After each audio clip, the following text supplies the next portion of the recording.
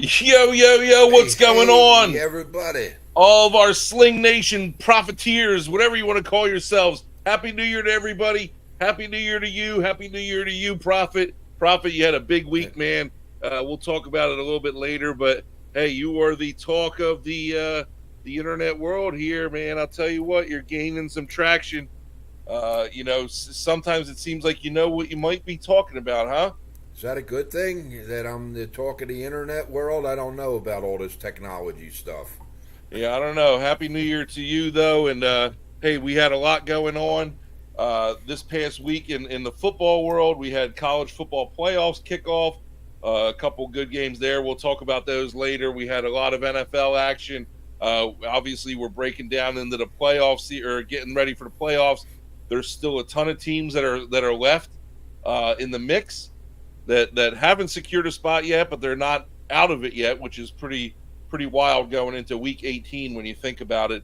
A lot to talk about on this show. A lot of big games coming up with huge playoff implications, and of course, we got to talk about our plays of the week because I think people are gonna be tuned in just for that segment after what went down last week, and I'm talking about a perfect clean slate for you. Prophet, what's going on, man? How was your week? What do you Uh, got going on down there in Smoky Mountain territory? Week was great, man. Like I said last Wednesday, we celebrated another Christmas on Friday. It was a great day. Mrs. Prophet got the grandkids. What's that game? Scrabble. Uh, Scrabble. yeah, and one of the things she got, and they it was beautiful here on Saturday. The kids were out playing on the road. They were playing Scrabble on the road. I went out and asked them. I said, "What's the word on the street?" And they kind of just looked at me like, "Okay." So I went Yeah. in. I Oh felt man. I felt bad though because I ended up yelling at them Saturday night. They brought the game back in, didn't clean it up. The dog ate all the tiles. Now she's been leaving little messages all around the house for us. But Uh, other than that, it's been a great week. that's great, and always leave it to Prophet for a couple cheesy. Well, they're not even. Well, they're dad jokes, but they're now grandfather jokes, so they get a little bit cheesier, I guess, as you get older. Prophet, Yeah. I'm not doing as good as you are, man. I'm really not. My head hurts. I am just. I haven't been feeling myself, and it's because I'm on this damn intermittent fasting. All right. I Uh just oh. started it yesterday. I Yesterday I didn't eat. I stopped eating at 6 o'clock or 5 o'clock p.m. I didn't eat again until today at noon or 12:45 p.m. So that's what? How many hours? 17 So, hours. yeah, 19, but come on, that's like you were sleeping 10 of them. Yeah, but no, I wasn't sleeping 10 of them. Now I don't sleep very well with the little one. All right, so I'm cranky. My students felt it today. Felt my wrath. I just finished my dinner about an hour ago. I'm not allowed to eat anything until the rest of for the rest of the night. I don't know how I'm going to make it through this, but hey, if it's for the better health me, then I'm fine with it. I didn't realize until now, though, until we actually came on the air, that I look like a prisoner right now. I don't know. Yeah, you do You know, look a little gangster type.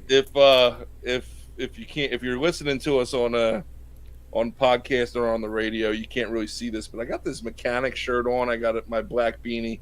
I kind of look like a character out of Oz right now. I tell you what, though, nobody would want to mess with me. I'll tell you that much. But little do they know. Well, We're gonna. if it's any consolation to you, all I had for dinner was a burnt piece of toast and a couple of rotten eggs. So, No, yeah, that doesn't sound appetizing to me either, yeah. Well, I Prophet. got a So. tapeworm, and that's good enough for him. So,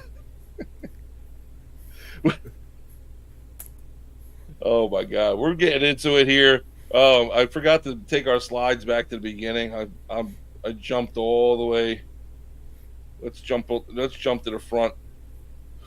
Prophet, we're going to talk about. We're going to start off with what's happening. Did you see? Did you happen to see the Panthers owner this weekend, Dave Tepper, throw a drink on a fan? Is that the same guy that I said 3 weeks ago or so is a total buffoon idiot? And buffoon is actually, being nice from what I said 3 weeks ago, but I dare not repeat myself again. I Uh, think it is. I think it is the same guy. But for you guys that didn't see it, or you might not have seen it, Carolina Panthers owner Dave Tepper is in his press box suite, um, arguing with a Jaguars fan, and winds up hurling a drink at him. I'm going to cue the video up here and show you guys the video. I don't know if there's any audio or not. There's not.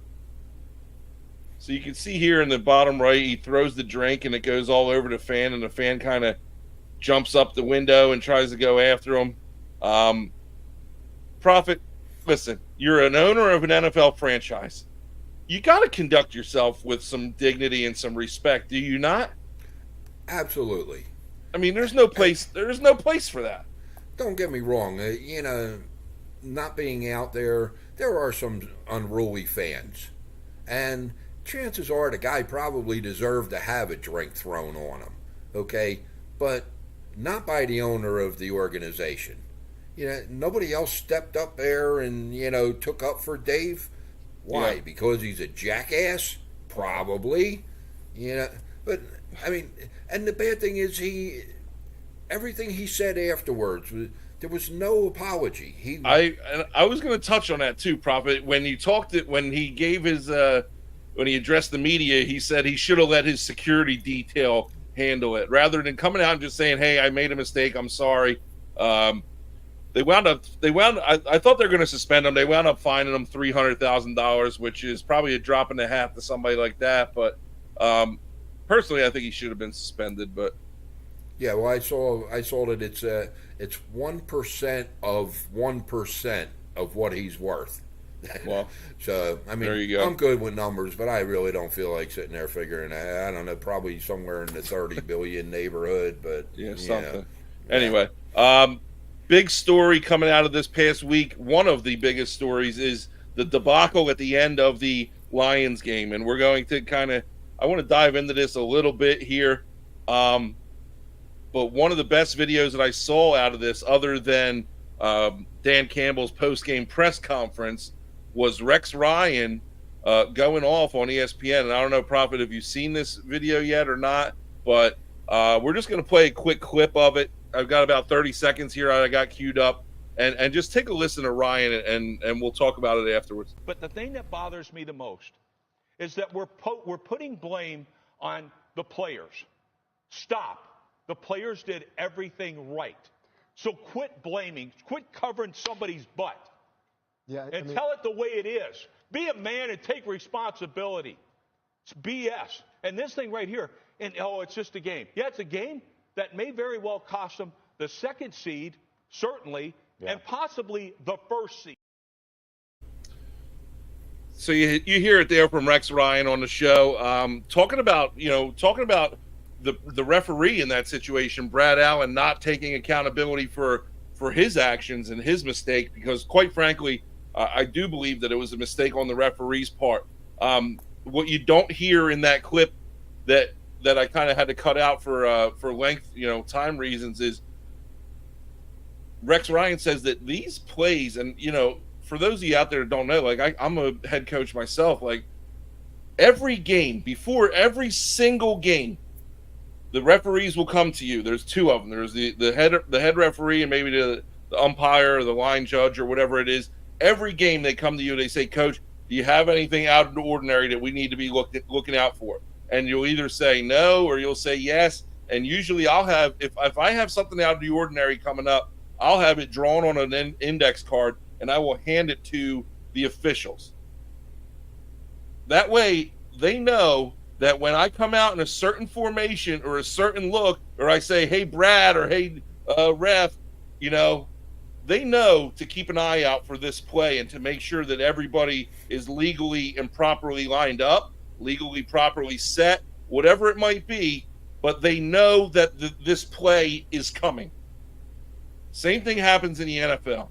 There's no way that the Lions ran this play without the referees having complete knowledge about every single player who is either eligible, ineligible, on the ball, off the ball, covered up, not covered up, backside, front side, offside, onside. It doesn't matter. These referees knew exactly what play was going to happen and how it was supposed to happen. They knew who was supposed to be eligible. They knew who was supposed to be getting the ball. The fact that the Lions went out and they tried to deke out the Cowboys by sending up 3 linemen and showing 3 different linemen that could potentially be eligible, that's on them.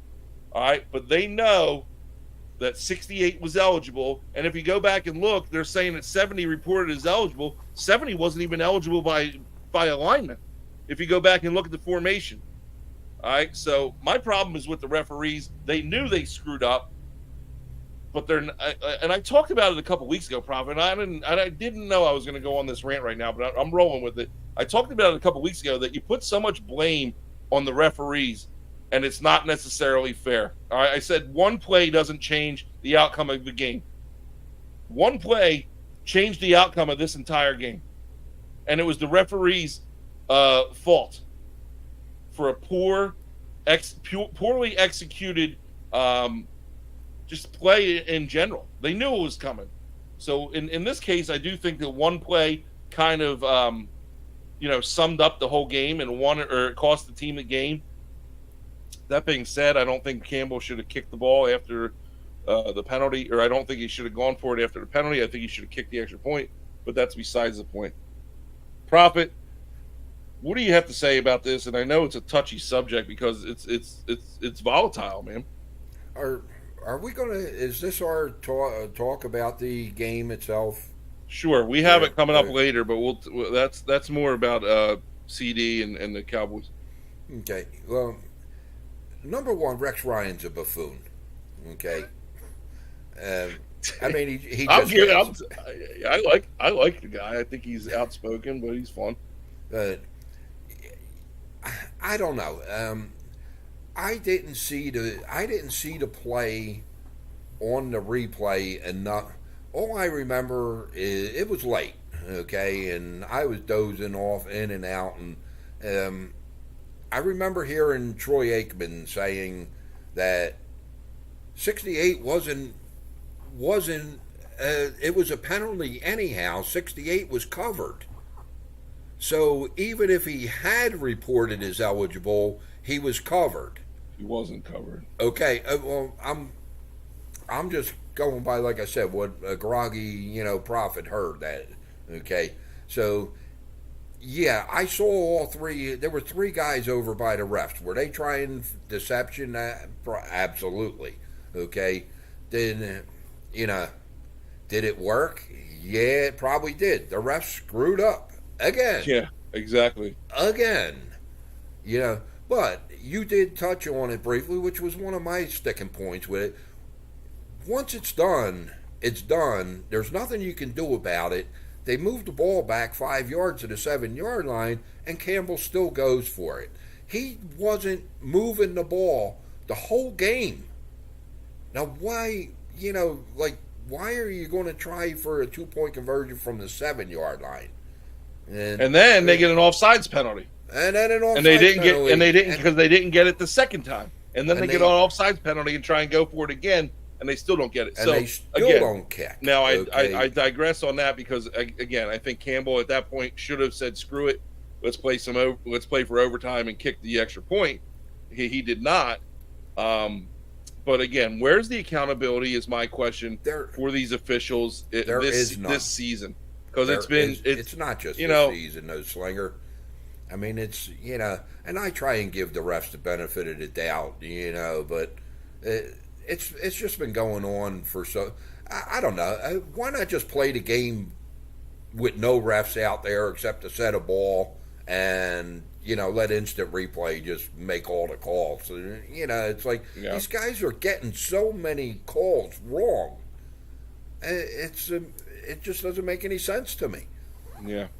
Well, we're moving forward. That was kind of our discussion on the Cowboys Lions game, but we'll touch on it a little bit. What is going on in Philadelphia, Prophet?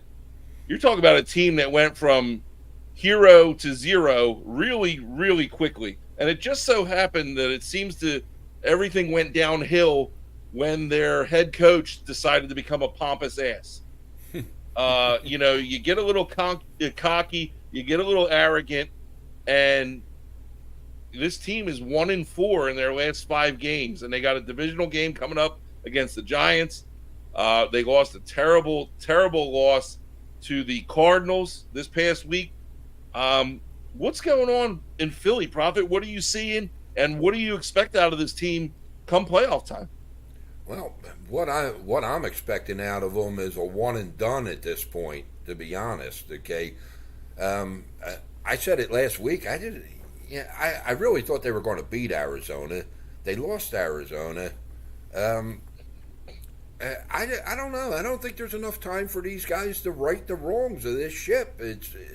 There's so much bad happening on this team that they're just not in sync. The offense isn't in sync. The defense sucks.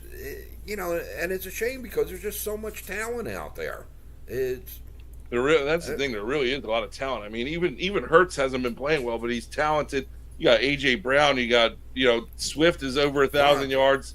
You got Goddard. You got it's crazy the talent on both sides of the ball. Now they get Darius Slay back more than likely this week. If not, he'll be available for the game 1 of the playoffs, which will help them considerably. But one man is not going to change that defense. I mean, they're just being picked apart by bad quarterbacks. Yeah, I mean, Kyler, he's got that dynamic about him, but he made him look silly, and I think they outscored him 30 to 10 in the second half. Yeah, I don't know. If I'm an Eagles fan, I'm not feeling too good right now. That's for sure. No, and there's a lot of people calling for Sirianni's job, which I think is a little extreme right now, but maybe not that extreme. I don't know. Like you said, you made your bed when you guys were winning, and now things aren't going so good, and you don't look very good at all. And how are you going to respond with a week left in the season coming up to playoff time? So, well, it also makes you wonder too. Just how much does Sirianni know? I mean, he lost his OC and his DC this year, and look at what's happening on both sides of the ball. Yeah, yeah, and one of them just beat him this past week. So right. Did you get a chance to watch any of this college football playoffs or what? Yeah, I did. I didn't get a chance to watch much of the Texas-Washington game. We talked about it last week. I think that game kicked off at 9:00. Yeah, this one went late with the overtime and all. Yeah. I mean, I'm happy that I picked Bama last week only because Michigan has been there and hasn't done anything. Like I said last week, the Big Ten in general hasn't done anything. I was hoping that Michigan won the game, just because I wanted to see somebody new in there, and we got it's nice. You got somebody new. I mean, I think Saban is probably the absolute best college coach at making adjustments at halftime, and he showed it again this week. I mean, Michigan did absolutely nothing in the second half until the prevent, the last drive, just like the Cowboys and Detroit. That prevent defense, I don't understand it. You're playing against giving up a touchdown in one play, but you give up touchdowns in 6 plays. It doesn't make any sense to me. Had they stayed in their base defense, they might have won that game. Yeah, I think it was Bama's game the entire time, pretty much until that last drive there. Exciting game. I think it was great. Great for the sport. It was a hard fought game. It was exciting to watch. Tensions were high. But it's like you said. It's good to see somebody else in there. I just don't like Harbaugh. So I think it was good to see the game the way it was too. Because it showed that Bama deserved to be there. If there was any question going into the playoffs whether they deserved to be one of the top 4 teams, and quite frankly, after seeing this weekend both games, I wasn't high on Washington. That has changed too. I think that the committee again got the call right.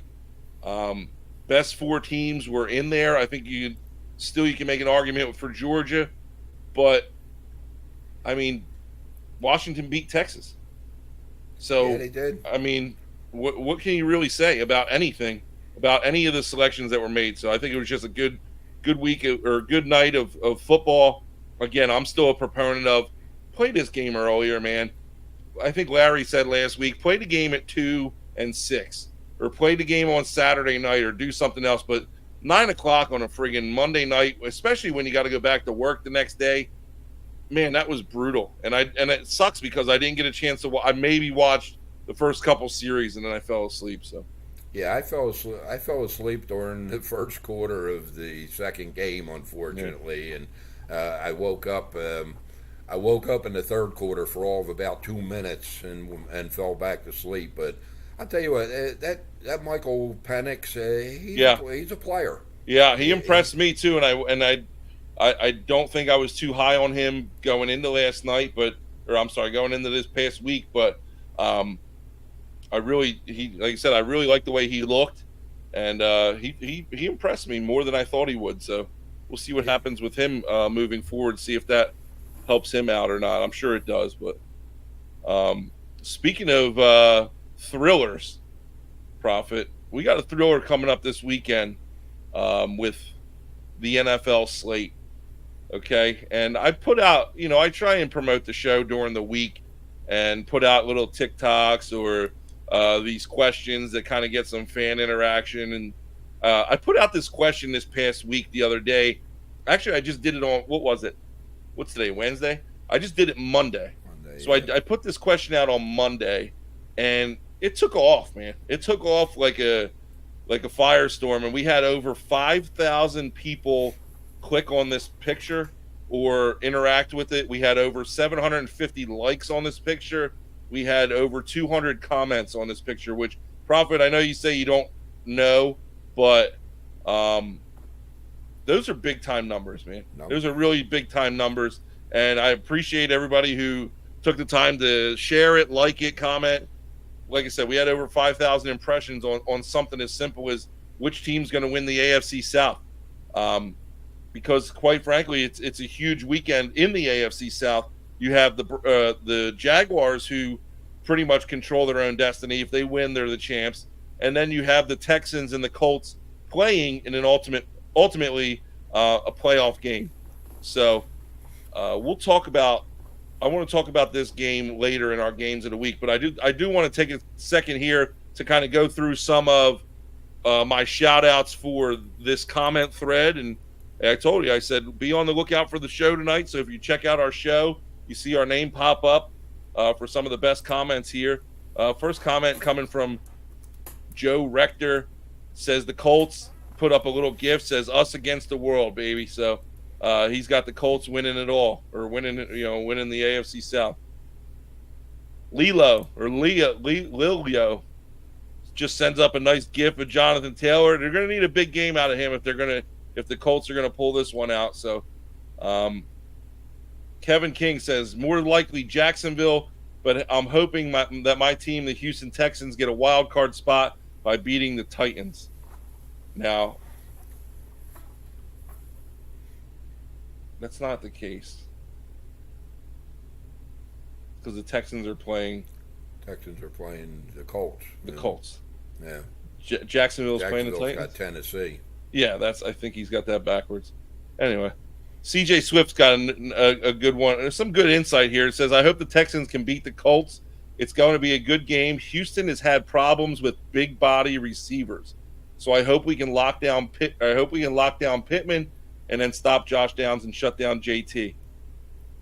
It's good insight by CJ there, saying that Houston has had problems with big body receivers. Anything come to mind, Prophet? I'm not sure. Amari. Anyway, Daniel says Texans are beating the Colts to make the playoffs. That's for sure. Thank you, Daniel, for chiming in. And my personal favorite comment of the thread was this is a scene out of Remember the Titans. And he says, you make sure they remember forever the day they wore the Oilers jerseys against the Texans. So I think that struck a nerve with all the Texans fans and all the Texans faithful when Tennessee won wore the jersey or the uniform a couple weeks ago. Anyway, thanks again for everybody who chimed in with that post. It was fun to see the interactions over 2 days. I hope we can get more like it. So, Prophet, I'll tell you what, man, that's a big number. 5,000 hits on one picture. I think people are starting to enjoy us. Yeah, well, hey, we're enjoyable. Yeah, pretty. I think we are pretty enjoyable, if I can say so myself. What do you have to say? Things don't go well. Things don't go well when we agree on everything. No, yeah, I don't think we haven't agreed much today, have we? No, not yet, for sure. But a couple of weeks ago, it seemed like we agreed on everything, and it was just kind of a blah show. And last week, I rewatched, watched the show back from last week, and we didn't agree on much anything. And I thought it was a real damn good show. All right, you keep tooting your own horn somewhere else, Prophet. We got a segment to get to, and you know what it is.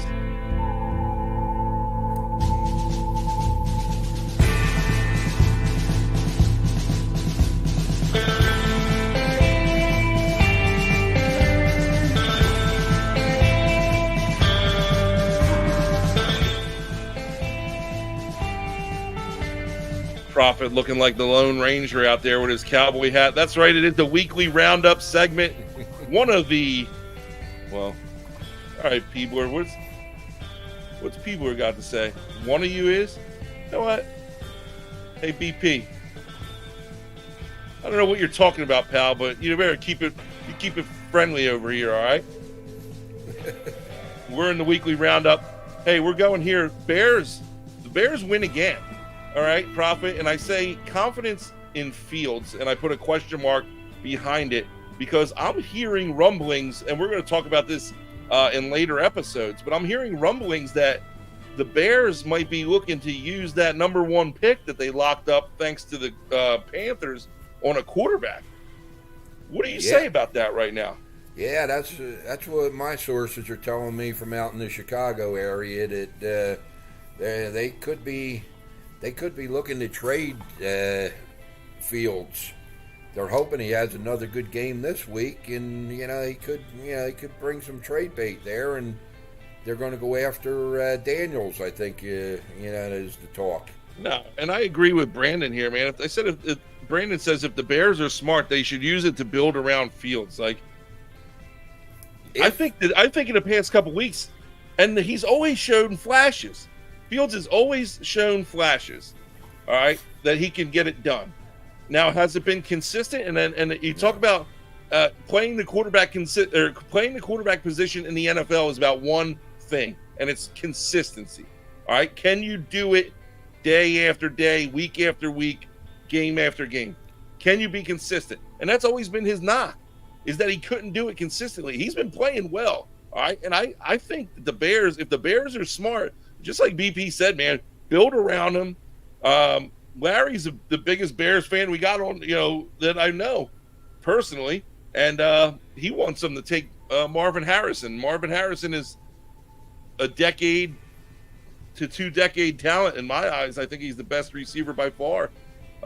It'll be interesting to see what they do, but I don't think that they should trade him.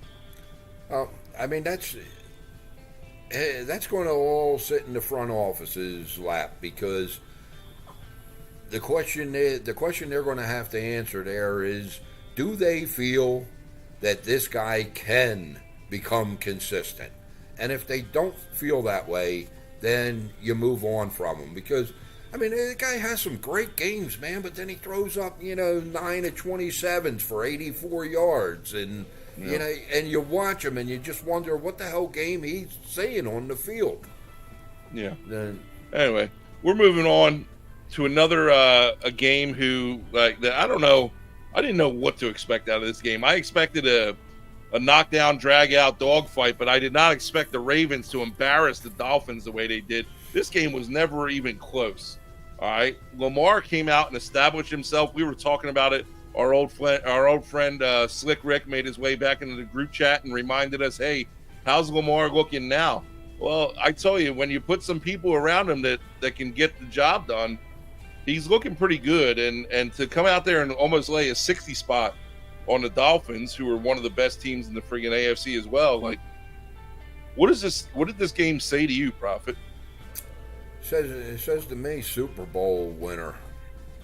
That's what it says to me. I mean, there's only one team that they haven't beaten that can stop them, and that's the Buffalo Bills at this point. But they beat the team from the AFC, they beat the team from the NFC, and neither game was close. And I think there's only one team that can stop, and I don't even know that the Bills can stop them.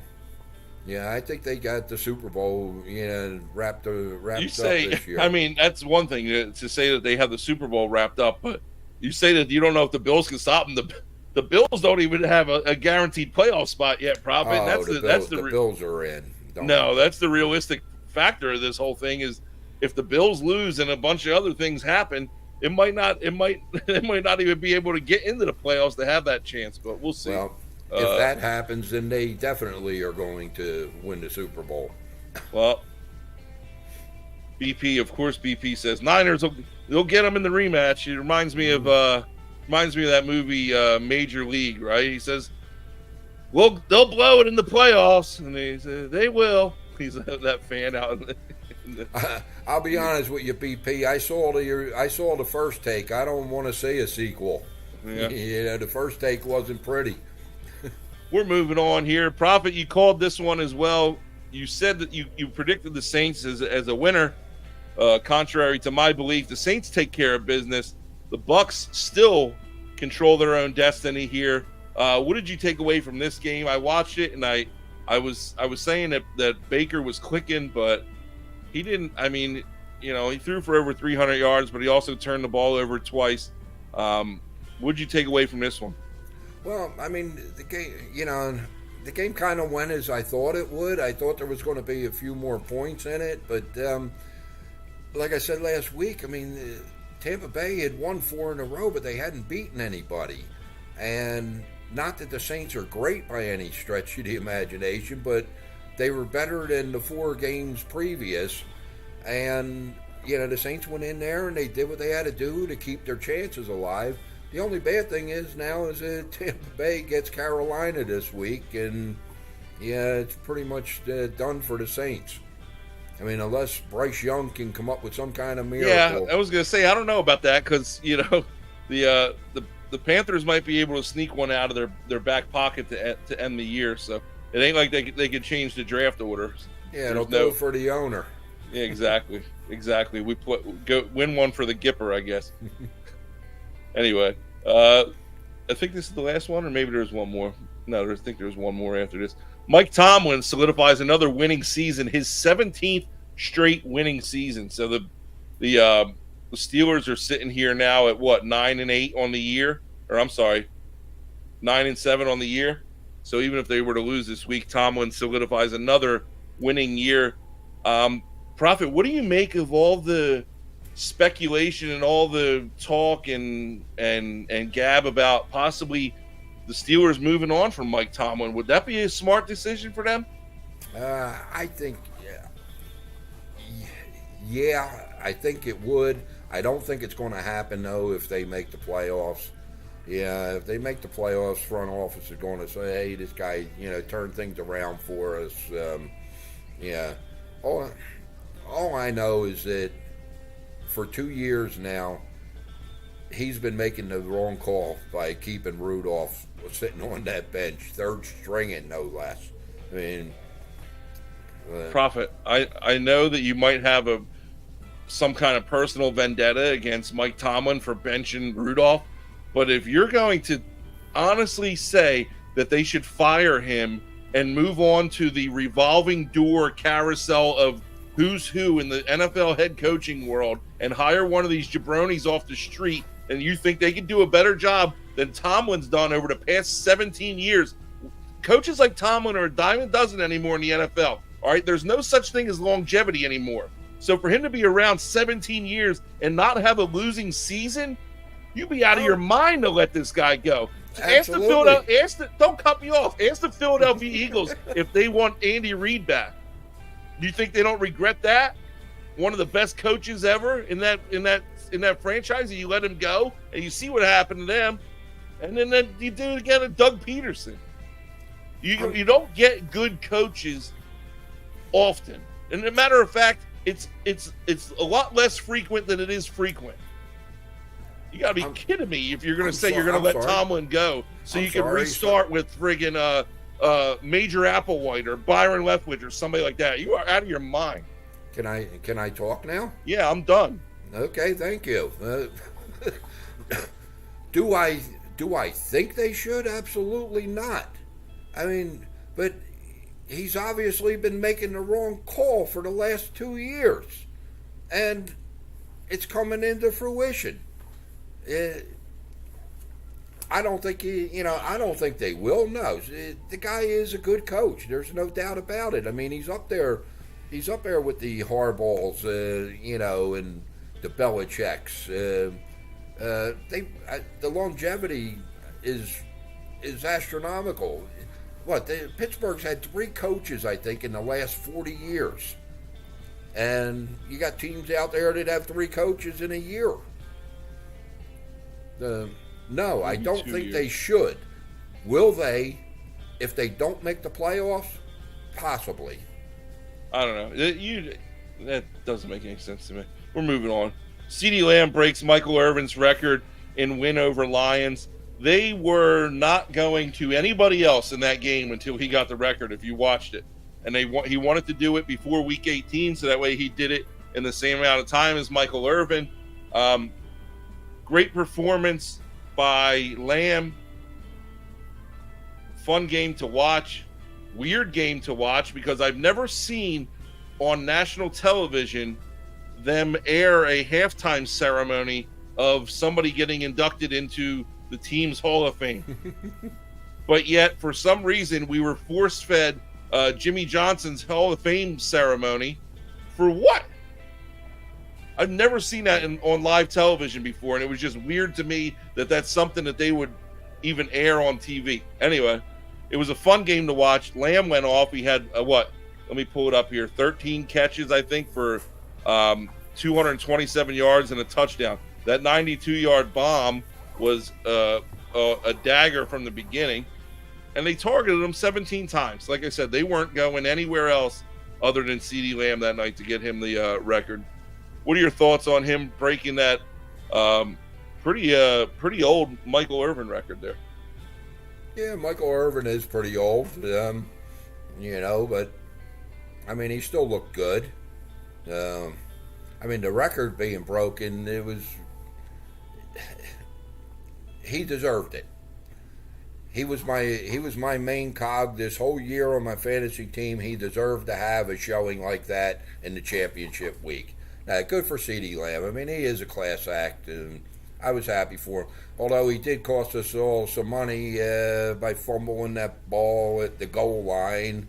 It took away Dak's 3 touchdowns, but hey, yes, we're okay with that. Yes, it did. And I don't think it was all. I think it was just me and you, but it cost us some money. But that was it. Man, I need a drink after that weekly roundup segment, Prophet. You got me all hot and bothered with your friggin' Mike Tomlin comment. Out of your mind thinking that they should get rid of him, but I'll digress. I'll take a sip of water because if you notice, I'm drinking water today, and it's not alcohol or anything else that it may be because that's what a person does when they're on a diet. Or they're intermittently fasting, one or the other. Yeah, whatever Prophet, it's called. Yeah. We're going to switch gears here for a second. What happened to my? Oh man, hold on. Here we go. Now the fantasy football year is over. All right, this is where we would traditionally go to you for some fantasy football advice, and we can't do that tonight. However, I would like to give you the floor here and talk to the people about how your fantasy football week wound up. Well, hey, in a couple of weeks after the trophy's engraved, I'm going to have it either here or here. I'm not 100% sure what side. It'll be on my best side. Yeah, but yeah, I took the championship this year.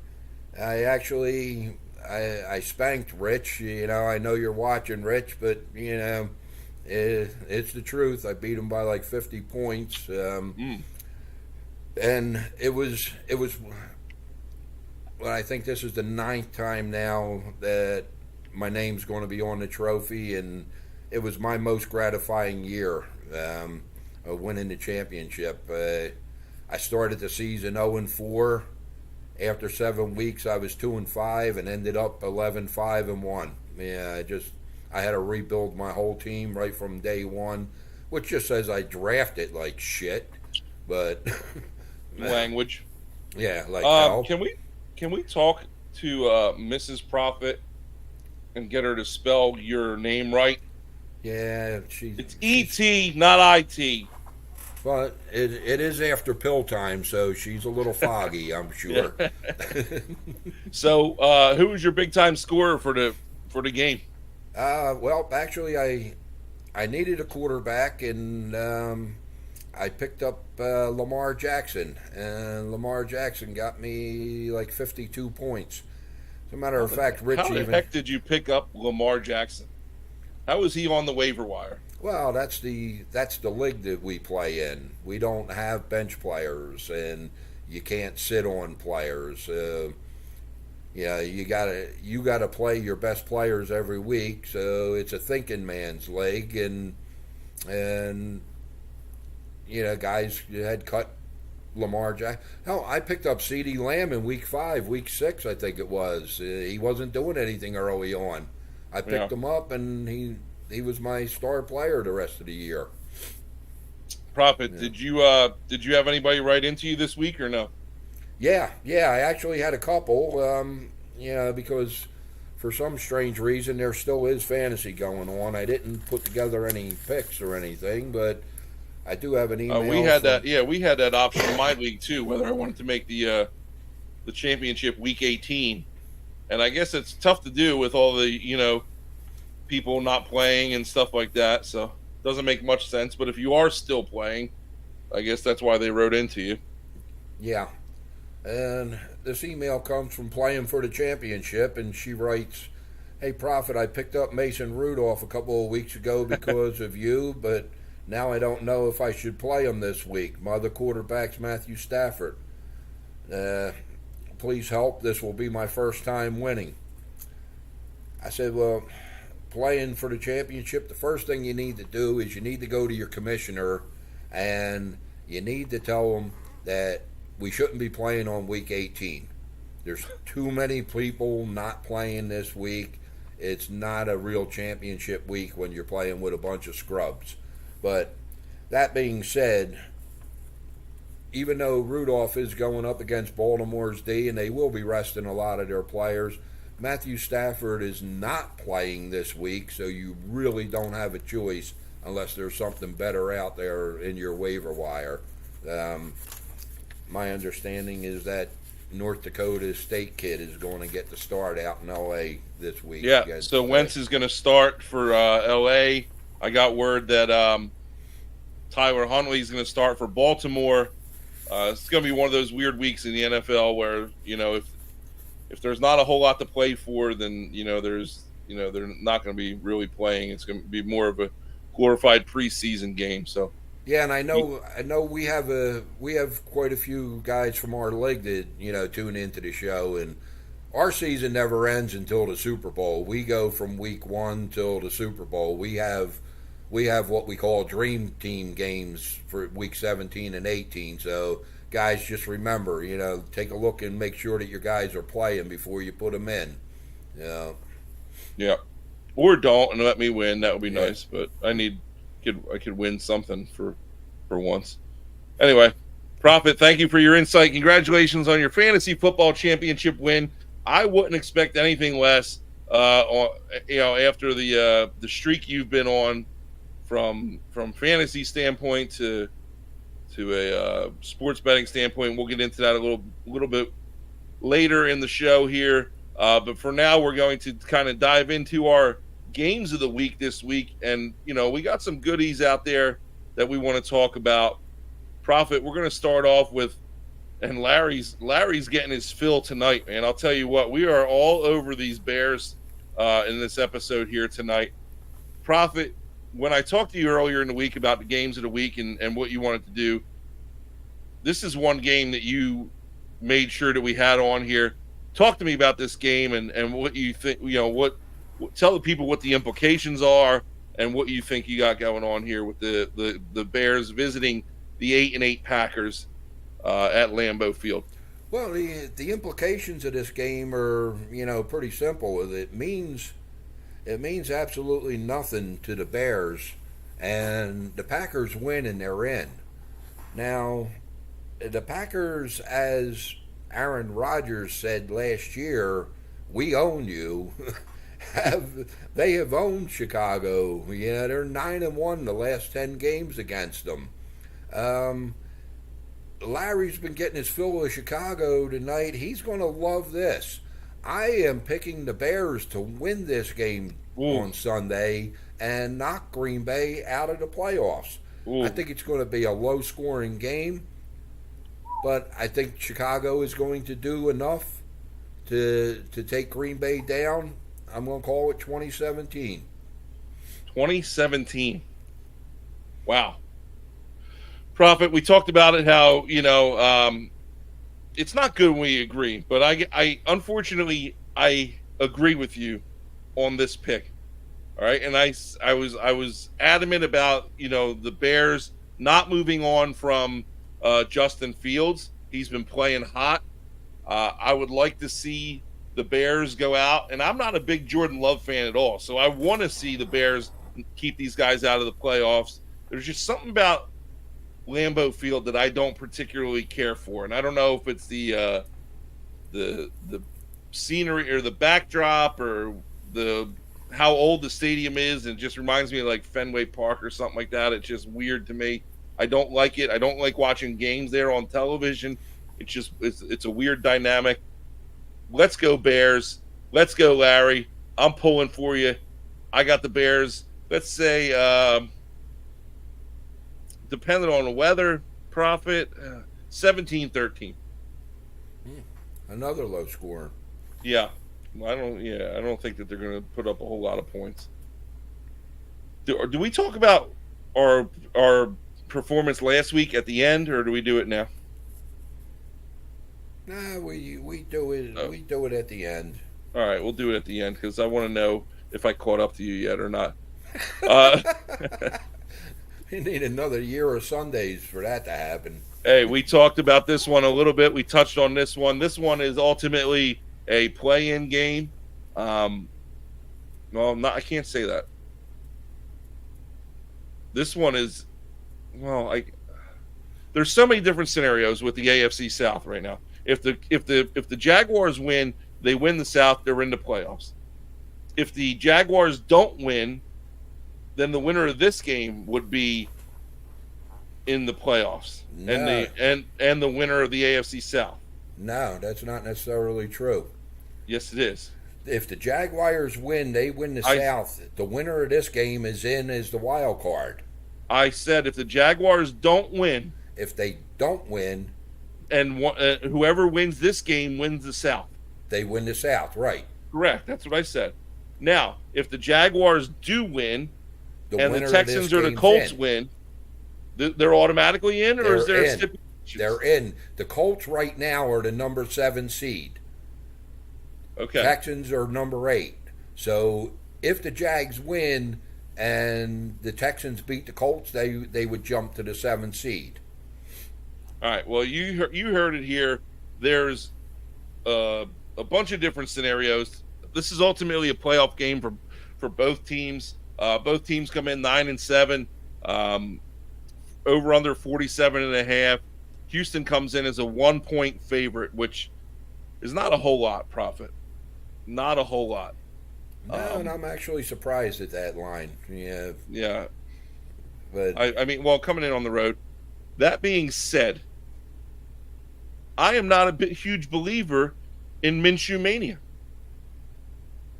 I don't particularly think that Taylor has ran the ball very effectively since he's come back. Am I wrong? no, I mean, he's done okay, but he hasn't been the JT of past for sure.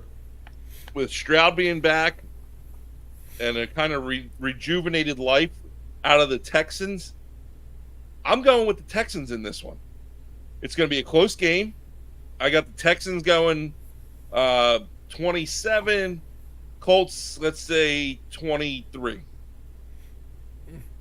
Well, this game, just like the last one that we discussed, Indianapolis has owned this series too recently. I mean, they're 7-2-1 the last 10 games.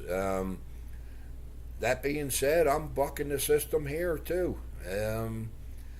I think after this game, Gardner may end up back in the porn where he belongs, and I really think that D'Amico Ryan is going to have these guys. He's got playoff experience from a coaching standpoint. I think he's going to have his guys ready because this is technically a playoff game. They're going to go in there. They're going to on Saturday night, and I think they're going to win this game. And I think it's going to be a low-scoring game, 17-13. So you got the Texans 17-13. Yes. Just for S's and G's, I know it's not one of our games of the week, but you have with Trevor Lawrence even being out, you got the Jaguars winning over the Titans? No, I haven't even looked at the game, to be honest, until I know for sure what's going on with Lawrence. There's no sense. Well, like I said, I was just trying to get a figure of how you think the AFC South situation is going to play out. But I guess I'll hold off on that. Well, we got a new chime in here. Mr. Blizzard says the winner's in. Hard not to pick the home team. Agreed. Except when the home team's quarterback is Gardner Minshew. Like I said, Vegas is even saying, right, and not that matters, but we talked about it before. Normally, the home team gets, 3 points, and they're saying that, Houston's a 4-point favorite here. Bless you. Thank you. Moving on here, talking about another game of the week. Sunday night football, primetime television, another divisional title on the line here for the AFC East. You got those Buffalo Bills visiting Miami. Bills come in at a 10-6 clip, with Miami coming in at an 11-5 record. Over/under is 50. They're expecting a high-scoring game here, and Buffalo's favored by 3. I think I'll start off on this one. My bold prediction, I think, maybe back in the first episode, or first or second episode, was that the Bills aren't going to make the playoffs. They seem to be on their way to do that, not only make the playoffs, but, win the division. Now, we talked about it, I guess, earlier in the show, or was it before the show? I really can't remember now, that there's a situation where there's a scenario where the Bills don't get in if they lose. You don't see that happening, though. You see the Bills getting in and being in. Oh, I guess it was during the show, because now I remember what we were talking about. But I don't like the way Miami looked at all last week against the Ravens. They had a chance to go out there and kind of make a statement and show that they were able to hang with what everybody's saying is the best team in the AFC, and they didn't. They got blown out by what was the 56-19, right? Yep. It was a pitiful performance. That being said, I don't think it's going to happen again. I think the Dolphins are going to come out ready. They're going to come out hungry for a win. McDaniel's going to have some crazy offense drawn up, and I know you're high on Buffalo defense, but Hill, thoughts go out to him. You saw Tyreek Hill. You might not have seen his house actually caught fire today while he was at practice. Thank God nobody was hurt, but it looked like a pretty significant fire to his house. Is he playing? He was in a boot he was in a walking boot in all the videos that they were showing at the fire, so I didn't know if he was playing or not. But I think that the Dolphins are going to be ready to come out, win this game, kind of get back on track. I got the Dolphins in this one, and I do think it's going to be a high-scoring game. Let's say Dolphins 31, Bills 27.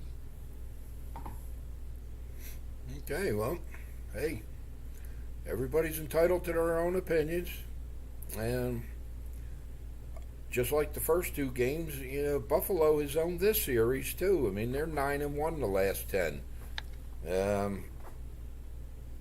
This game, I'm going to go against I'm going to stay with the trend here. I'm taking the Bills. I mean, the Bills are red hot. Miami's not. Miami maybe showed their true colors this past week. I will say that Allen is going to need to do more this game than he has the past couple of weeks, throwing the ball. But the rain ain't going to help the Finns. I got Buffalo winning this one 31-21. 31-21, damn. Buffalo's going to go into Miami and beat them by 10 points? Yep. All right, I don't know about that, Prophet, but we'll see. Time will tell. Should be a good game. Obviously, there's a lot at stake. Again, this ultimately, for all intents and purposes, is the first week of the playoffs for a couple different teams. So it'll be fun to watch. We got an exciting weekend coming up. Blizzard says Bills have won 4 in a row. If not for the hiccup in Philly, it would be 7 in a row. I like the Bills. Good call, Dave. Well, great minds think alike, I guess. And then there's me, who's an innovator. So that's where I'm standing with the whole thing. Prophet, talk to us about where we stand, by the way, for our picks for the season, please. Okay. You are climbing the ladder. You're up to 11-11. Yes. And I am sitting at 15-6. 15-6. You're not sitting, you're standing. Because you said last week against the spread doesn't matter, even though you were making all your picks against the spread. No, it wasn't. But, I mean, the picks that we make. I throw out numbers. I'm not talking about against the spread. I throw out the scores. I'm talking about winners outright, though. Okay. Well, at any rate. At any rate, 11. Listen, you're five behind. Okay. You could be. We got one more game of the week to talk about. I forgot. And you know why I forgot? Because this isn't even a friggin' game of the week. Because nobody wants to watch Michigan versus Washington. Yeah. Nobody wants to see it. I just read it. My phone's going off. There's the ticket prices are plummeting for this game. All right, they said they're giving tickets away down at the local YMCA in raffle baskets. All right, Aunt Phyllis is over there winning national title tickets at friggin' bingo hall. Nobody wants to see this damn game. Well, That being said, people may not be able to get to it to see it. Houston is below sea level, and they're supposed to have some nasty storms coming their way. It's a good thing that game's inside because it would be the field would be a quagmire. Yeah. That being said, this is tough. This is a tough one. I don't see this game going over, first of all, because I don't think Michigan scores that many points.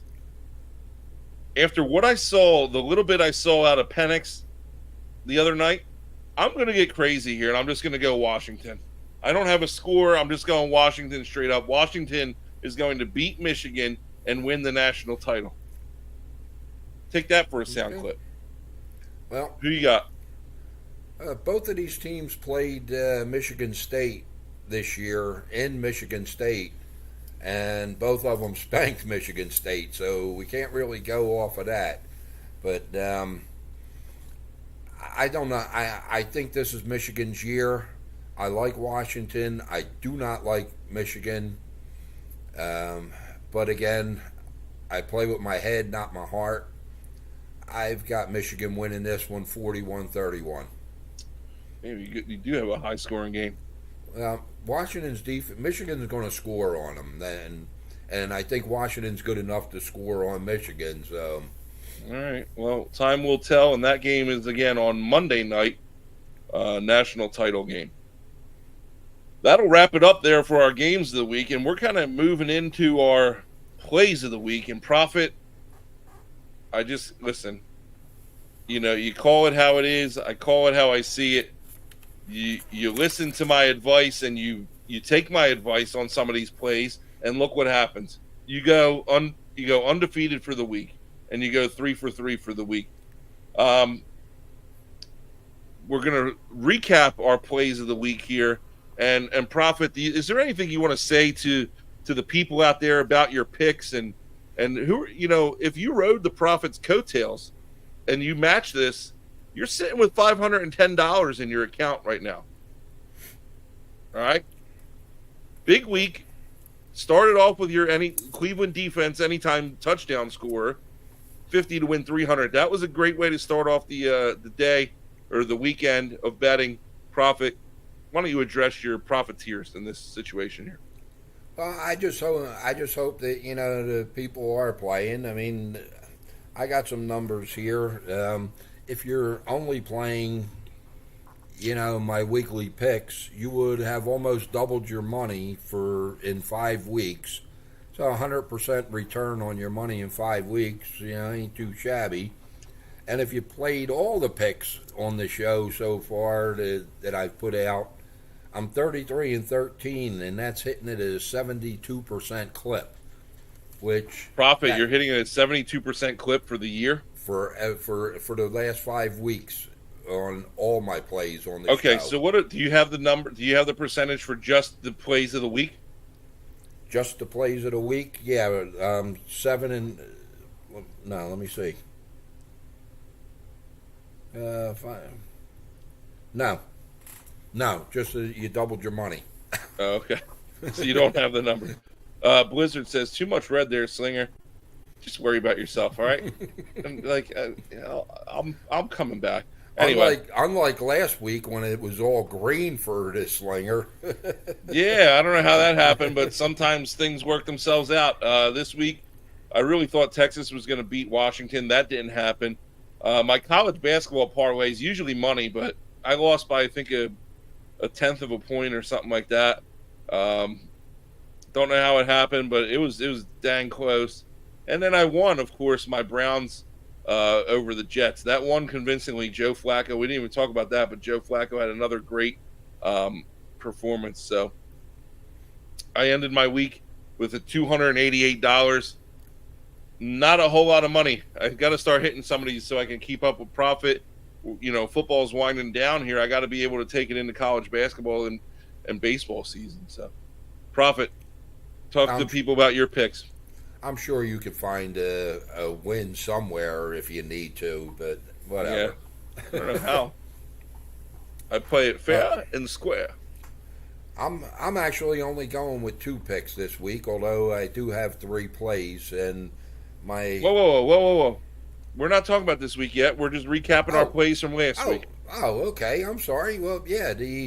How I thought we were in trouble on Thursday night when Cleveland picked off Simeon and ran it back to like the 18-yard line. I'm like, oh man, there was the chance for the defensive touchdown. And sure enough, then the next series, he gave him another opportunity and ran a touchdown in. Now, in actuality, that was at 5-1. I got it on Thursday at plus 550 to 1, and DraftKings was offering a 25% bonus. So I ended up getting plus 687 to 1. So Nice. that was a nice hit, and hopefully you guys were on it too.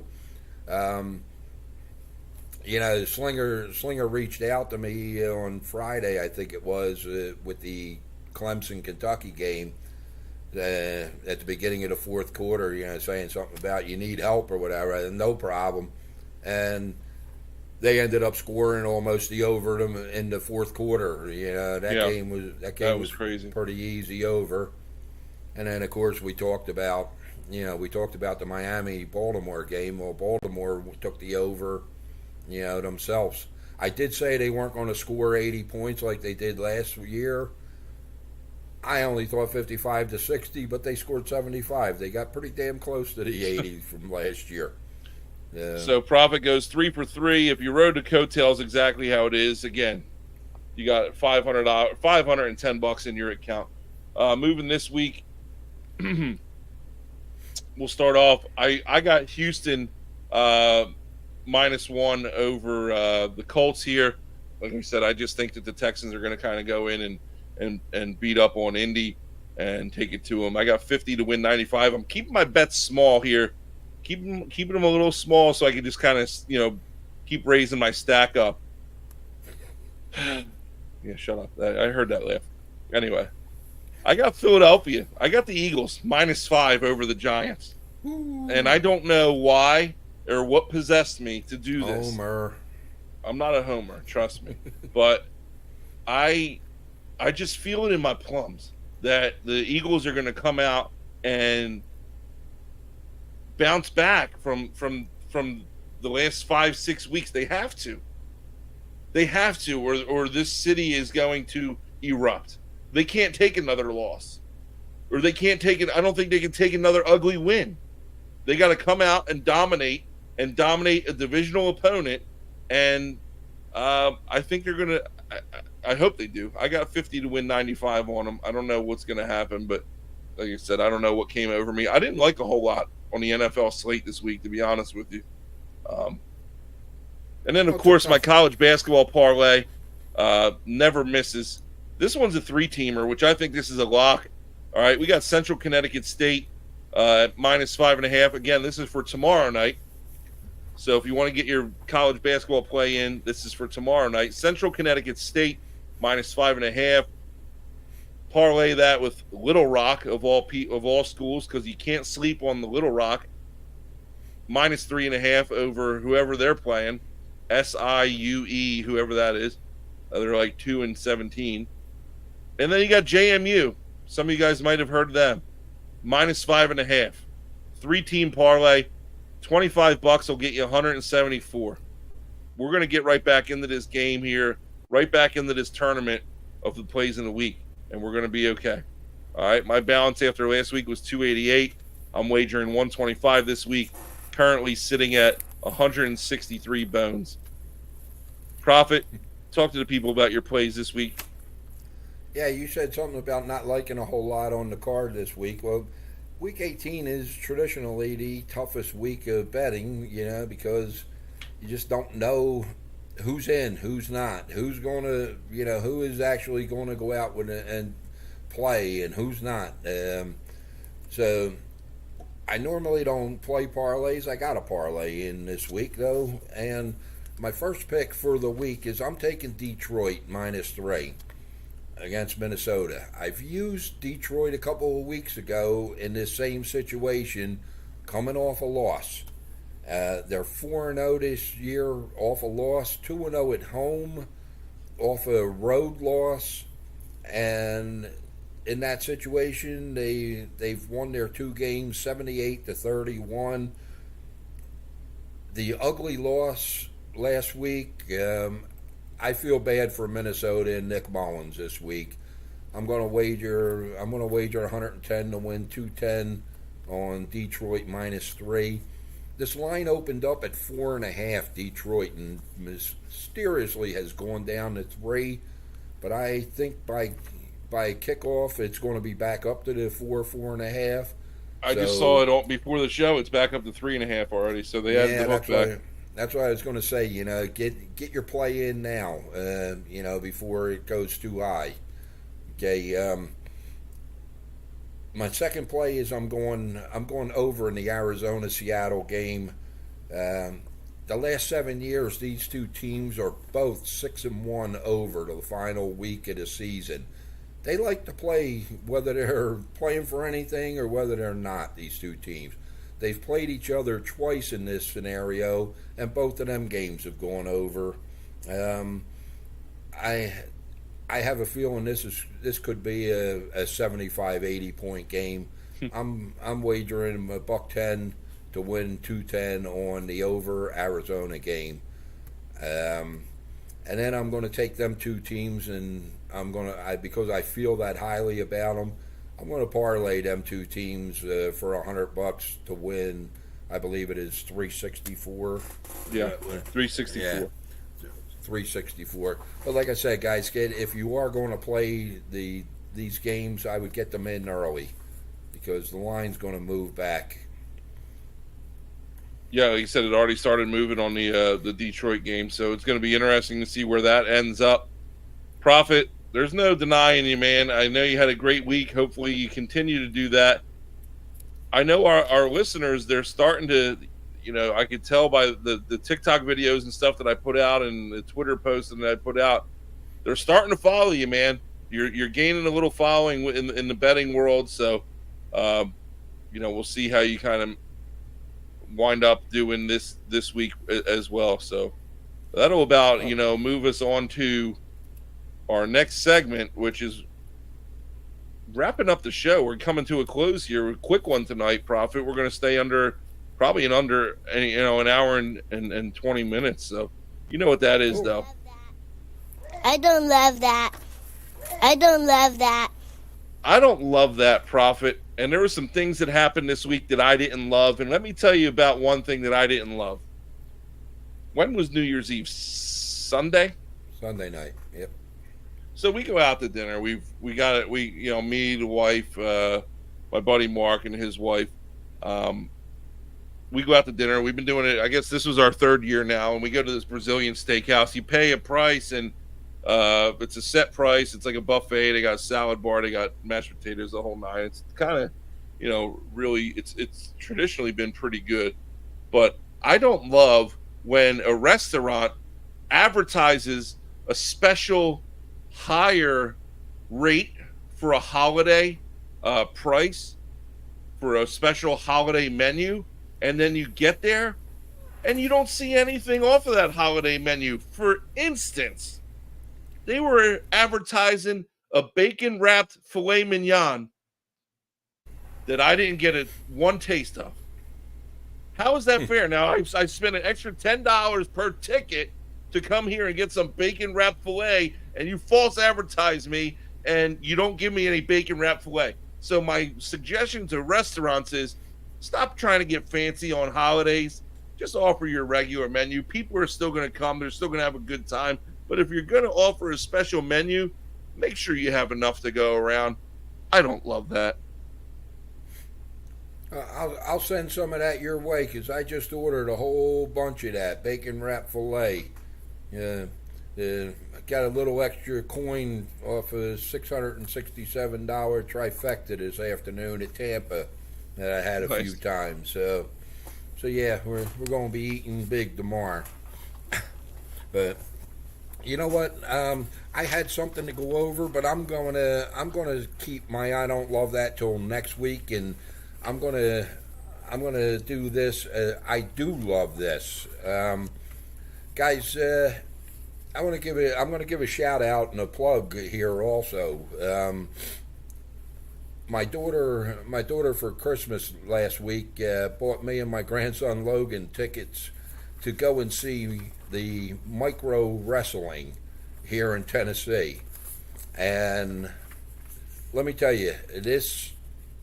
This was an entertaining show to no end. I mean, my grandson loved it. I loved it. There was probably 300 people in attendance, and every one of them loved it. These guys and gals put on a show. They do roughly. There's 2 or 3 promotions across the country, and they do roughly 550 shows a year across the country. and the Discovery Channel has done a documentary, a 6-part documentary on them, starting this Tuesday on 10 o'clock, January 9th at 10 o'clock. Guys, if these guys come to your town, go and see them. Take the whole family, man. You'll love it. They used to call it years and years ago. I know we have some wrestling fans on the show here. They used to call it midget wrestling. It's now called Micro Wrestling Federation. And like I said, when I tell you these guys put on a show, they put on a show, man. You'll love it. Go and see them.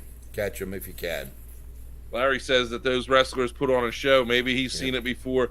I have seen them, and I didn't know. And I saw you sent me the picture. I didn't know if they're based out of Gatlinburg or if they're based out of Tennessee, or they kind of go all over. But it makes sense because they did come to Atlantic City. They came up here probably last summer, maybe the summer before that or something. So that sounds good, though, Prophet. I'll have to check them out next time I see them advertised somewhere. I'm glad you guys had a good time. But it's time for my favorite segment of the night, Prophet, and that's the on this date segment. And ironically enough, looking back at January 3rd, there's not a whole lot that happened on this date in history. But I came up with a couple things that might, intrigue, pique your ears up a little bit. On this date, January 3rd, in 1977, Apple was incorporated by Steve Jobs and Steve Wozniak, and it later became one of the most valuable companies in the world, known for innovative computer and electronic products. Prophet, if you were that much of a prophet and you could predict the future the way you do with NFL games and horse races, you would have doubled down on the Apple stock back in 1977. Yeah, but I was only a little boy then. Oh, all right. Well, if you didn't know any better, you were just a little prophet. Could you imagine, though, just getting in on Apple on the ground floor, man? Amazing. Yep. Ugh. Anyway, on this date, January 3rd, in 1976, this is up your alley a little bit, Prophet, Bob Dylan's song Hurricane peaked at the number 33 on the Billboard singles chart, helping to cause enough publicity to eventually get former boxer Reuben Hurricane Carter released from jail. The song promoted Carter's innocence and a movie about Carter's life starring Denzel Washington that was released in the year 2000. Prophet, I remember the song. I don't remember the story behind it. But to this day, I believe that's Bob Dylan's best song. And yeah, it did, I don't know all the details behind the story, but yes, Reuben Hurricane Carter supposedly was convicted of a crime that he did not do, and he got released. He ended up getting released. They actually had a boxing match, if I'm not mistaken, up in Trenton in the jail where he was. But yeah, interesting. Great song. And lastly, to wrap this show up, on this date, January 3rd, in 2003, was the epic Fiesta Bowl contest between Ohio State and Miami, where that took place where Ohio State won the game 31-24 in what ESPN calls one of the top 25 greatest college football games in history. Prophet, do you remember that game? That was with Ken Dorsey and Maurice Clarett. Clarett scored that late touchdown to put Ohio State up the top. That was with Willis McGahee when he blew his knee out with that nasty injury, right? Yeah. What a game that was, 2003. It was a great game. I mean, I don't know. Maybe at the time for them to call it, the top 25 all time. There's been a lot of good games. That Texas USC game comes to mind with Vince Young and who was it, Matt Leinart. Anyway, ton of great games. Prophet, maybe we'll have another great game to talk about next week. What do you think? I don't know. I don't think so. I think, like I said, I think Michigan's going to roll. I'm not even talking about the college slate. I'm talking about the NFL slate, Prophet. because that's what we do here on the Sling'n Proffet podcast. Thanks for joining us this week. We're going to come back next week with a ton to talk about. We got big implications, playoffs, and divisional titles and all that stuff. Again, thanks for joining us. Thank you for interacting with us as you constantly do. We're having a great run, and we're having a lot of fun with it. So join us this time again next week. Thank you, everybody. Good night, everyone.